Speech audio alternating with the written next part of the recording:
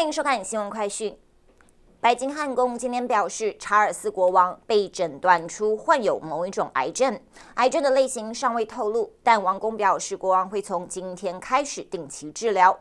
并且宣称国王对他的治疗仍然非常积极，不过将推迟公开活动，预计高级王室成员将代替他的职责。据说威廉王子与他的父亲经常保持联系，而住在美国的哈利王子也已经与国王进行了交谈，并将在未来几天前往英国。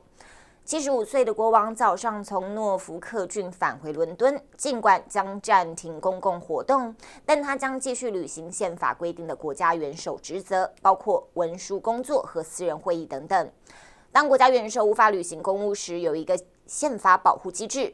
在这种情况下，可以任命国家顾问代替君主。目前的候选人包括卡米拉女王、威廉王子、安妮公主和爱德华王子。此外，白金汉宫透露，癌症是在近期国王治疗前列腺肥大时发现的，但强调并非前列腺癌。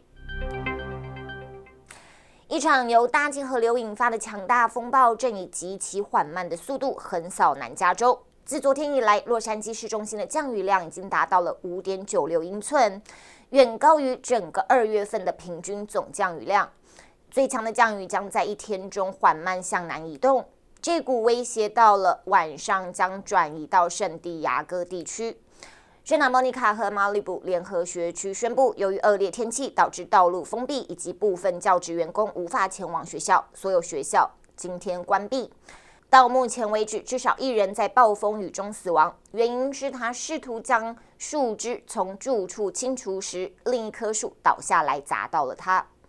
洛杉矶国家气象局警告称，好莱坞山地区和圣塔莫尼卡山脉周围正在发生极其危险的情况，并补充说，危及生命的山体滑坡和山洪爆发是预料之中的事。而在高海拔的山脉地区，大雨就变成了大雪。内华达山脉的降雪量已经超过2英尺，圣盖博、文图拉县和圣贝纳迪诺县的高海拔地区也都会遭遇降雪。而昨天晚上，内华达山脉更是记录到了每小时162英里的阵风。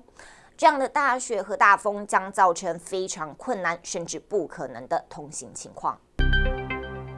澳大利亚外交部长黄英贤今天表示，澳洲公民杨军在北京遭到死缓判罚，2年后可以转为无期徒刑。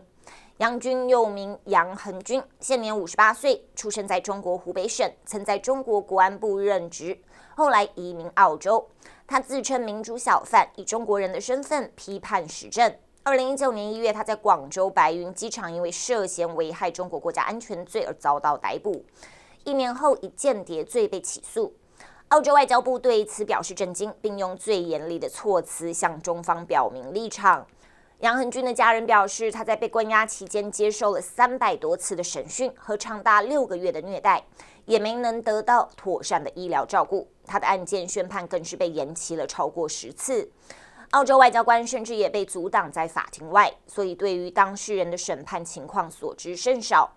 中国外交部发言人汪文斌说，审判一切合乎法规，但澳洲外交部长强调，澳洲政府绝对不会放弃帮杨恒军追求正义。